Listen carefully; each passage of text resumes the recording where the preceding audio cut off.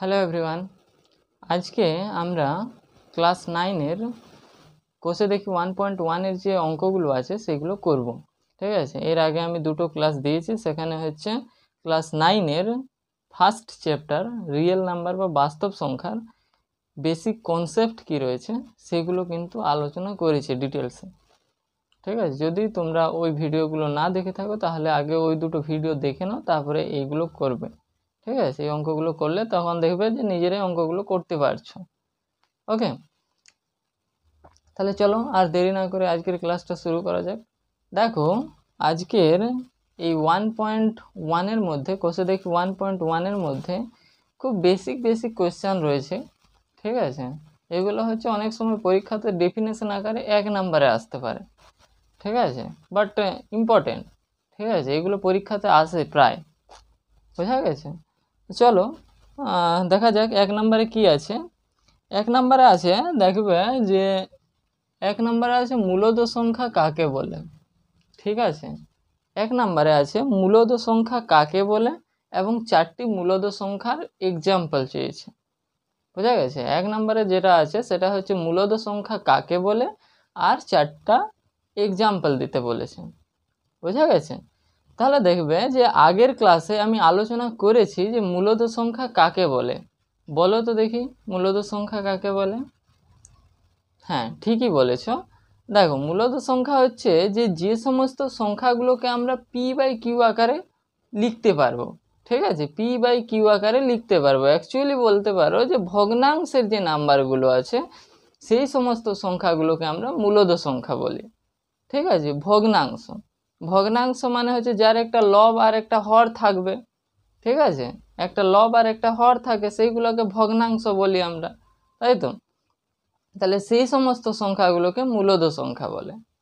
বোঝা গেছে, এইখানে কিন্তু একটা জিনিস খেয়াল করার বিষয় যে সমস্ত সংখ্যাকে p/q আকারে আমরা লিখতে পাচ্ছি, p/q, এই p/q আকারে যে সমস্ত সংখ্যাকে আমরা লিখলে সেই সংখ্যাটাকে মূলদ সংখ্যা বলবো, কিন্তু এখানে শর্তটা একটা হতে হবে যে p এবং এই q এগুলোকে হচ্ছে পূর্ণ সংখ্যা হতে হবে, পূর্ণ সংখ্যা হতে হবে। ঠিক আছে, এখন বলবে যে পূর্ণ সংখ্যা জিনিসটা কি, ওইটাও কিন্তু আমি আগের ক্লাসে আলোচনা করেছি। ঠিক আছে, যদি ওই ভিডিওটা না দেখে থাকো তাহলে কিন্তু এখানে এসে এই ভিডিওটা আগে ওই ভিডিওটা দেখবে, তারপরে এটা দেখবে। ঠিক আছে, তাহলে কিন্তু সমস্ত কনসেপ্টে তুমি বুঝতে পারবে। ওকে, তাহলে এই যে পি আর কিউ কিন্তু পূর্ণ সংখ্যা হতে হবে, তাও আমি বলে দিচ্ছি 0, আর এইদিকে তোমার হবে -5, -4, -3, -2, -1, আর এইদিকে হবে 1, 2, 3, 4, 5, এই ধরনের যে সংখ্যাগুলো এইভাবে চলতে থাকবে।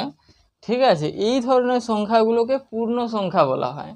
তাহলে এখানে কন্ডিশন এটাই যে পি আর কিউকে তোমার পূর্ণ সংখ্যা হতে হবে। আর একটা কন্ডিশন আছে যে এখানে কিউটা কিন্তু নট ইকুয়ালস টু 0 হতে হবে, যেটা নিচে আছে ওটা নট ইকুয়ালস টু 0 হতে হবে। ঠিক আছে, এই যে জিনিসগুলো তোমরা হয়তো ক্লাস 9-এ অতটা গুরুত্ব দেবে না এগুলোর ক্ষেত্রে। ঠিক আছে, এইগুলো হচ্ছে দেখো যে পি আর কিউ পূর্ণ সংখ্যা হতে হবে আর কিউ হচ্ছে নট ইকুয়াল টু 0 হতে হবে, কিন্তু হায়ার এডুকেশন যখন তুমি করবে, ঠিক আছে, ধরো ম্যাথামেটিক্সে কেউ অনার্স করছো বা অন্য আরও উঁচুতে যদি পড়ো, তখন কিন্তু এই সমস্ত এই যে ছোট ছোট জিনিসগুলো, এই ছোট ছোট জিনিসগুলোই তোমাদেরকে বেশি করে খেয়ালে রাখতে হবে, বেশি করে এই জিনিসগুলোই পড়তে হবে যে কোথায় নট ইকুয়ালস টুর জন্য হচ্ছে আবার কোথাও নট ইকুয়ালস টুর জন্য হচ্ছে না। ঠিক আছে, ক্লাস 9-এর ক্ষেত্রে তোমরা হয়তো এগুলো ইগনোর করে দাও। ঠিক আছে, যে সমস্ত সংখ্যাকে p/q আকারে প্রকাশ করা যায় সেইগুলো হচ্ছে তোমার মূলদ সংখ্যা বলে চালিয়ে দাও, আর p/q পূর্ণ সংখ্যা কি, রিয়েল নাম্বার বা ন্যাচারাল নাম্বার কি নাম্বার, সেগুলো নিয়ে অত মাথা ঘামাও না, তাই না। বাস্তবে ওটা নয় যে ম্যাথামেটিক্স নিয়ে যদি কেউ আরও হায়ার এডুকেশন করতে চায় তাহলে কিন্তু এই সমস্ত জিনিসগুলো তাকে ভালোভাবে খেয়ালে রাখতে হবে। ঠিক আছে, এই সমস্তগুলোকে ইগনোর করে দিলে কিন্তু সেখানে কাজ চলবে না।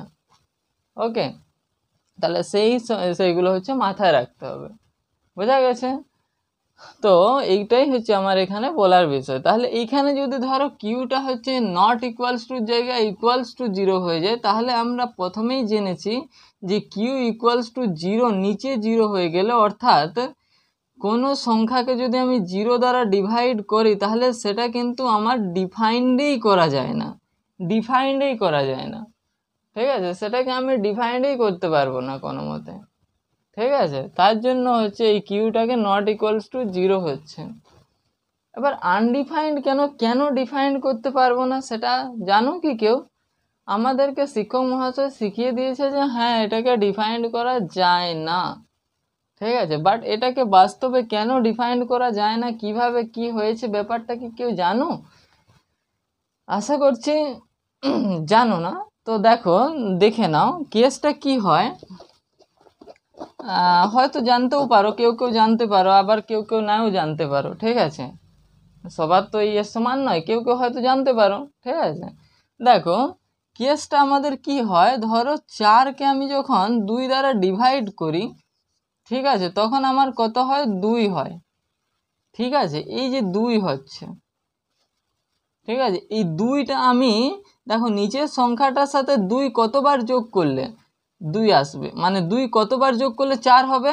2 বার, একবার 2 আর একবার 2, যদি আমি যোগ করি তাহলে 4 আসছে।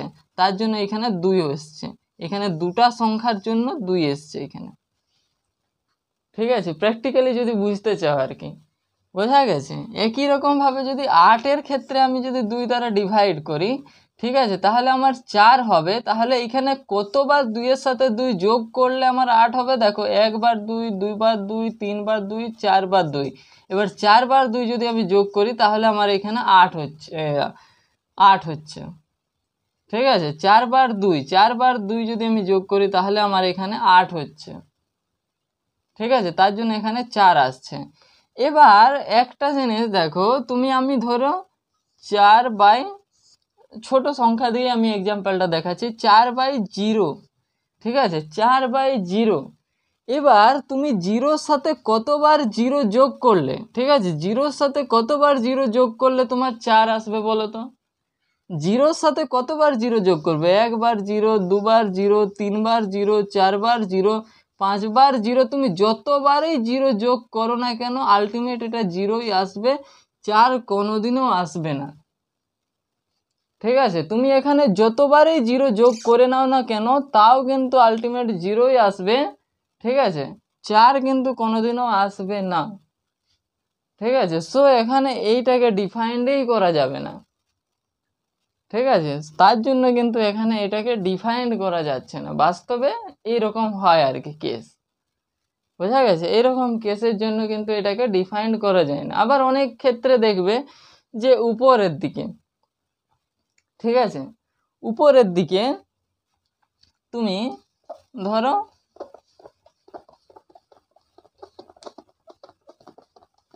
তাহলে এটা লজিকটা বোঝা গেছে, এটা এই কনসেপ্ট বোঝা গেছে আই থিঙ্ক। আনডিফাইন্ডের কেসটা আমি বলে দিলাম খানিকটা।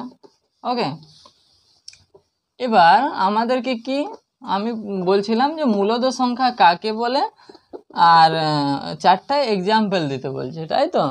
মূলদ সংখ্যা কাকে বলে 4টা এক্সাম্পল দিতে বলছে। ওকে, তাহলে লিখে নাও মূলদ সংখ্যা কাকে বলে। আমি বলে দিচ্ছি, দেখো, যে সমস্ত সংখ্যাগুলোকে p/q আকারে প্রকাশ করা যায়, যেখানে p এবং q not equals to p এবং q পূর্ণ সংখ্যা এবং q নট ইকুয়ালস টু 0 হতে হবে, তাহলে সেই সমস্ত সংখ্যাগুলোকে বলা হয় মূলদ সংখ্যা। ক্লিয়ার? এছাড়া তোমাদের বইও আছে, ঠিক আছে, ক্লাস 9-এর যে সরকারি বইটা আছে সেখানে দেখবে, সেখানেও এটা আছে লেখা। বোঝা গেছে? এবার চলো নেক্সট, যেটা 4টা এক্সাম্পল দিতে বলেছে সেই এক্সাম্পলটা। ডেফিনেশনটা তো বিশেষ কিছু বোঝার নেই, তাই তো?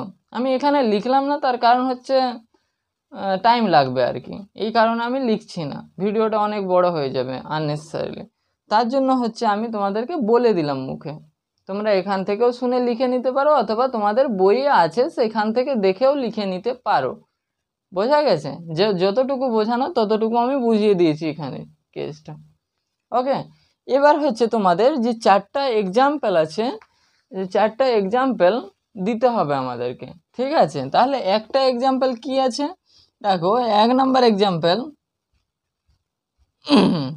1 নাম্বার এক্সাম্পল যেটা আছে, 1 নাম্বার এক্সাম্পল আমি নিতে পারি 4/2, 5/3, 7/8, ঠিক আছে, 5/3, 7/8, এগুলো সবই এক একটা মূলত সংখ্যা বটে, ঠিক আছে।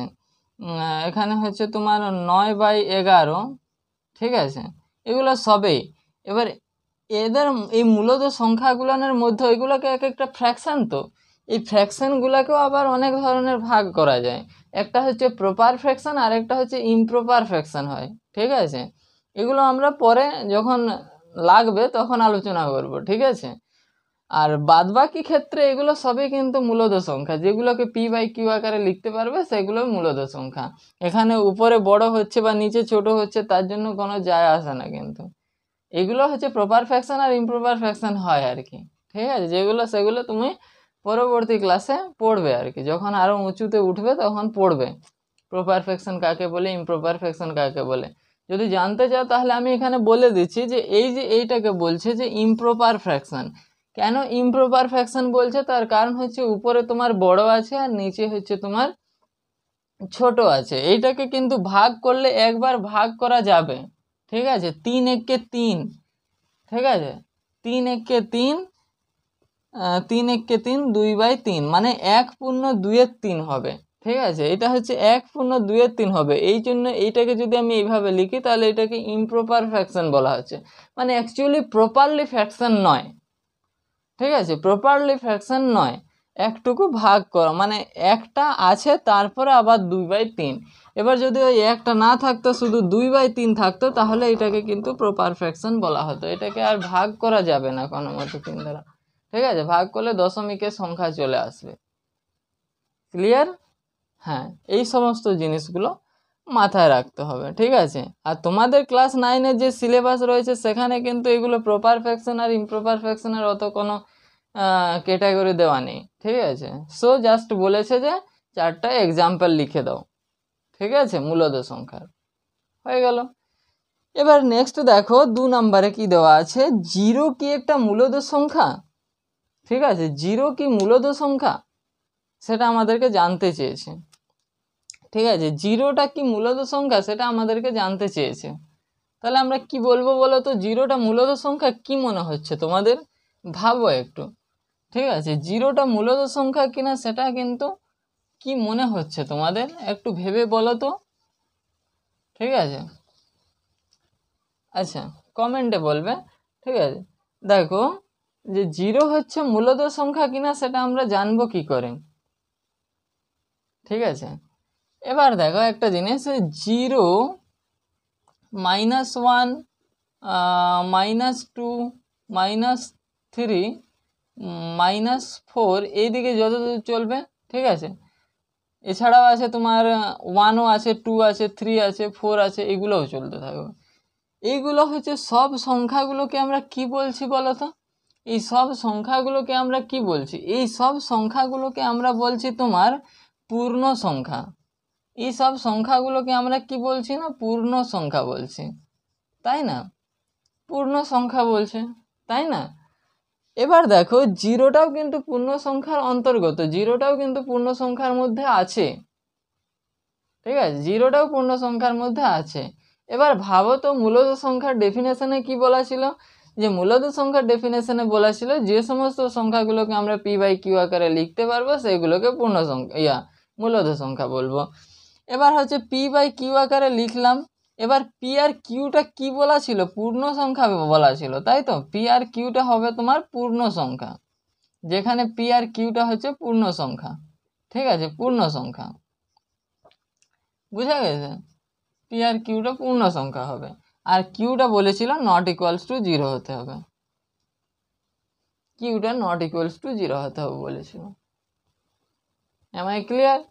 এইবারে একটা জিনিস যে দেখো এইখানে হচ্ছে তোমার 0টা আমি p নিলাম, p = আমি 0 নিলাম, ঠিক আছে, পি সমান সমান আমি 0 নিলাম, আর কিউ সমান সমান আমি 1 নিয়ে নিয়েছি, বা অন্য কোনো সংখ্যাও নিয়ে নিতে পারি। ঠিক আছে, অন্য কোনো সংখ্যা 2 নিতে পারি, 3 নিতে পারি, যা ইচ্ছা নিতে পারো তুমি। ঠিক আছে, এবার তাহলে পি বাই কিউ, পি হচ্ছে তোমার 0 আর কিউ তোমার কত না 3 ধরে নাও। ঠিক আছে, পিটা হচ্ছে 3। তাহলে দেখো এই সংখ্যাটাকে পি বাই কিউ আকারে লেখা গেল কি না, এইভাবে কিন্তু লেখা যাবে। এর আলটিমেট 0 কত আসবে, অ্যান্সার 0 আসবে। ঠিক আছে, আলটিমেট তো 0 আসবে। যদি 0কে কোনো সংখ্যা দ্বারা ভাগ করা হয় তাহলে সেটা আলটিমেট 0ই আসে। কেন 0 আসে বলো তো? হ্যাঁ, কেন 0 আসে? আসে, ঠিক আছে, পরে বলছি। তাহলে এটা হচ্ছে তুমি পি বাই কিউ আকারে তুমি লিখতে পারলে, বোঝা গেছে? হ্যাঁ, তাহলে পি বাই কিউ আকারে লেখা গেছে। ওকে, হ্যাঁ, ওকে, আচ্ছা। এইবারে দেখো, এইবারে দেখো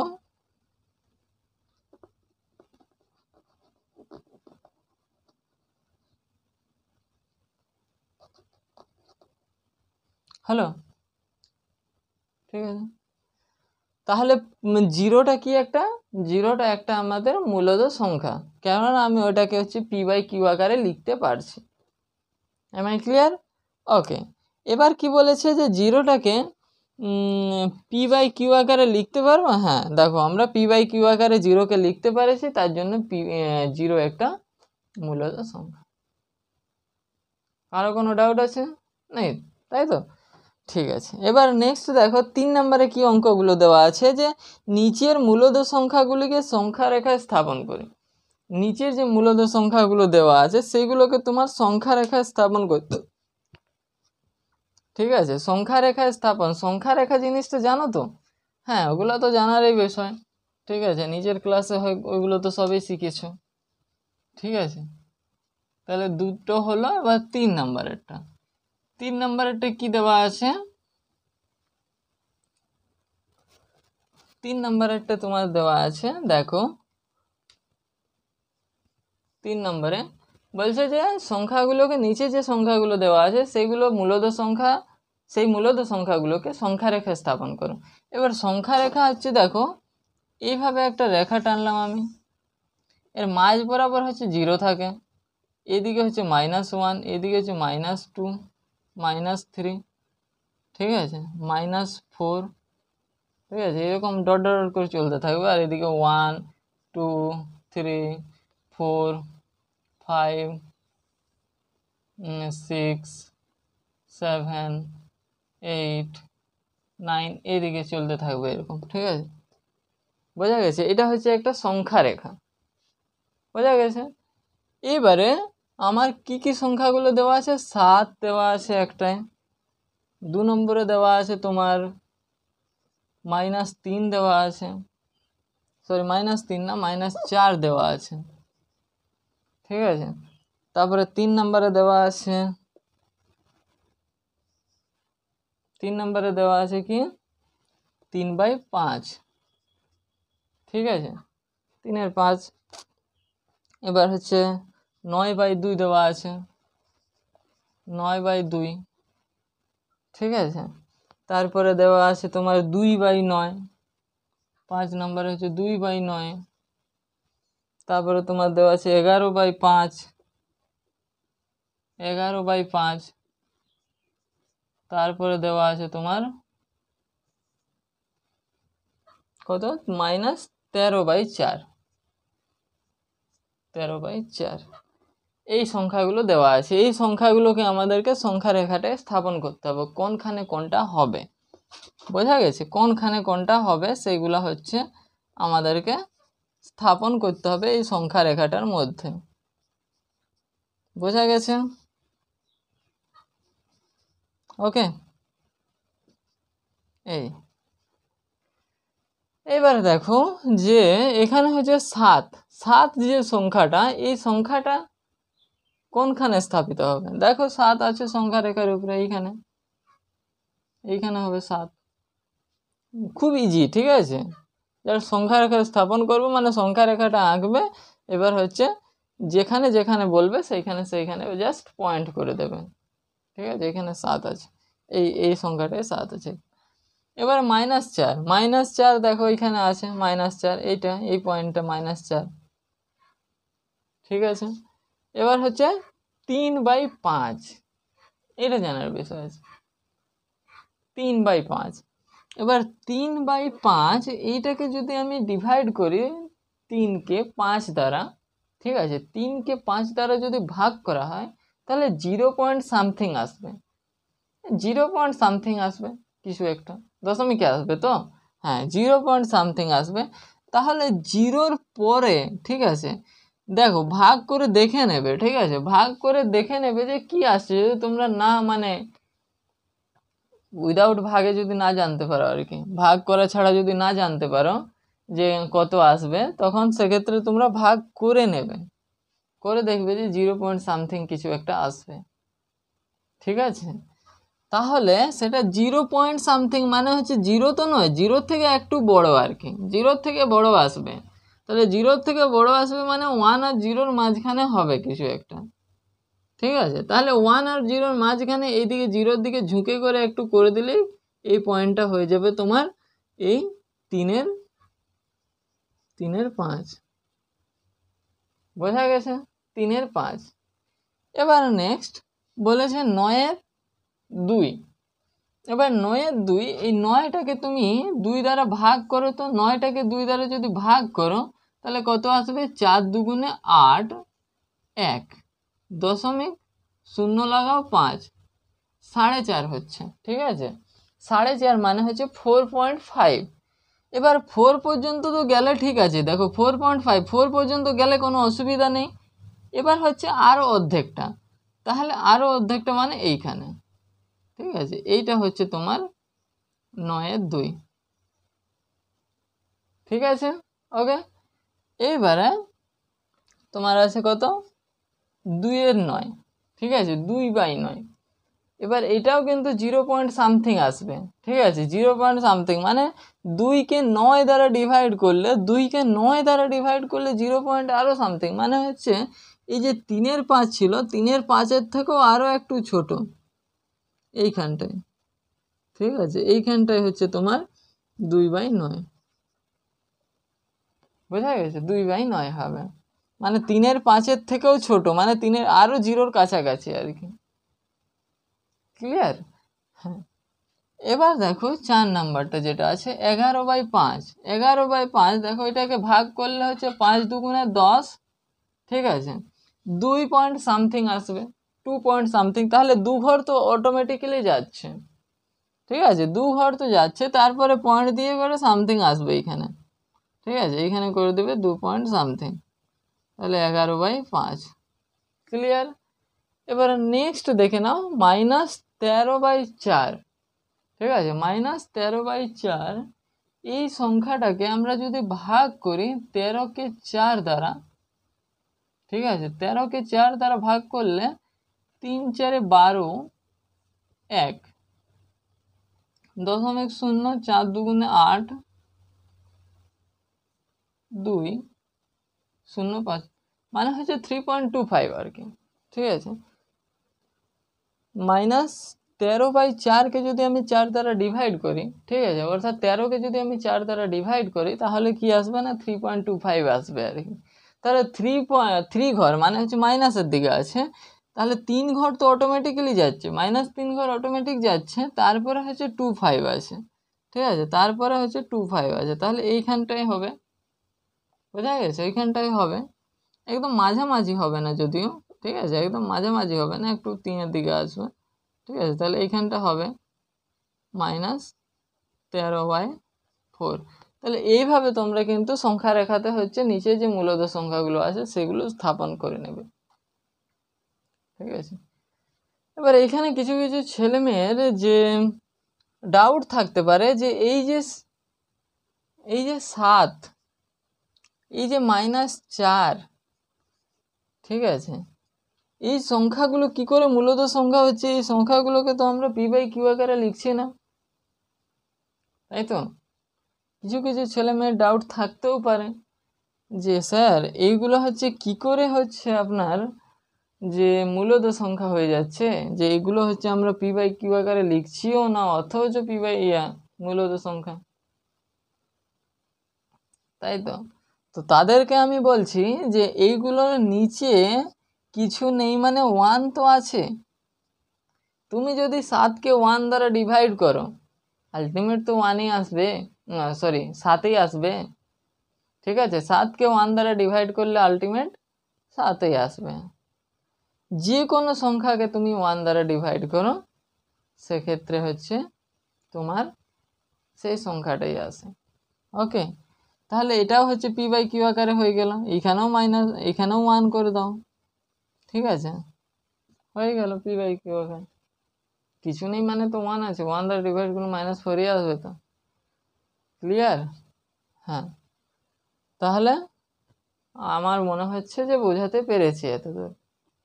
ঠিক আছে, একটা জিনিস তোমরা মাথায় রাখবে যে পূর্ণ সংখ্যাগুলো আছে, যে পূর্ণ সংখ্যাগুলো আছে সেগুলো সবই কিন্তু আমাদের মূলদ সংখ্যা। ঠিক আছে, পূর্ণ সংখ্যার অন্তর্গত যতগুলো সংখ্যা আছে সেগুলোকে আমরা সব সংখ্যাগুলোকে আমরা মূলদ সংখ্যা বলতে পারি। বোঝা গেছে? সব পূর্ণ সংখ্যাগুলোকে মূলদ সংখ্যা বলা যায়।